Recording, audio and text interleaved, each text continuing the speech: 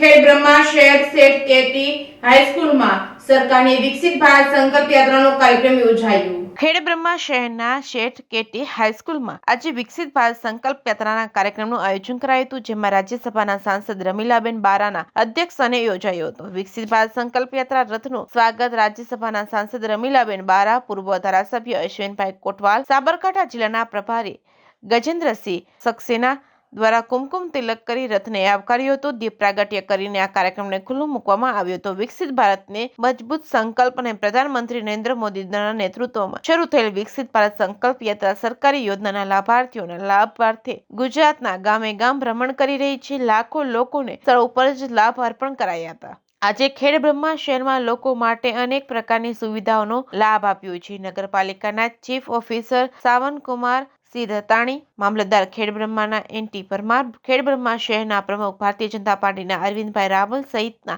મોટી સંખ્યામાં લોકો ઉપસ્થિત રહ્યા હતા। Reporting by Chandrashekhar Bhavsar, Khedbrahma.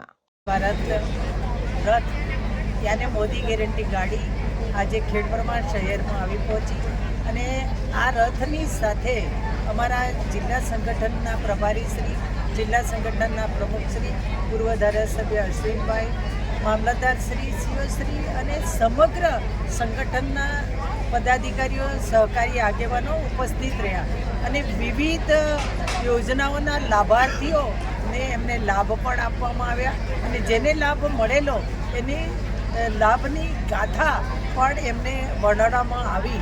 અને આપના માધ્યમથી હું એટલું કહીશ કે આજે યાત્રા છે, સમગ્ર ખેડબ્રહ્મા હોય, સમગ્ર પોશીના વિસ્તાર હોય કે વિજયનગરમાં હોય, સમગ્ર ફરીને સમગ્ર લાભાર્થીઓને લાભ આપવામાં આવ્યો છે, જાણકારી આપવામાં આવી છે। એટલે તમારા માધ્યમથી અમે મોદી સરકારને ખૂબ ખૂબ અભિનંદન, આભાર પણ માનીએ છીએ। કંચનભાઈ બીજલભાઈ વસાવા, ઇન્દિરાનગર ખેડબ્રહ્મામાં રહું છું। પ્રધાનમંત્રી આવાસ યોજનાનું પહેલાં મારું મકાન માટી અને ઈંટોનું કાચું મકાન હતું, પરંતુ નગરપાલિકામાં પ્રધાનમંત્રી આવાસ યોજનાનો ફોર્મ ભરી અને મને લાભ મળ્યો અને અત્યારે મારું મકાન પાકું, કાચામાંથી પાકું થઈ ગયું છે।